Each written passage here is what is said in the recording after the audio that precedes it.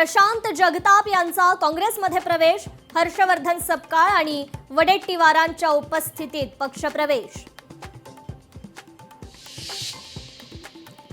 इंग्रजी वृत्तपत्रात छापून आलेल्या सरकारच्या जाहिरातीवरून वाद, गणरायाच्या डोक्यावर सांताक्लॉजची टोपी असल्याचं चित्र, हे भाजपचं कारस्थान, काँग्रेसचा आरोप।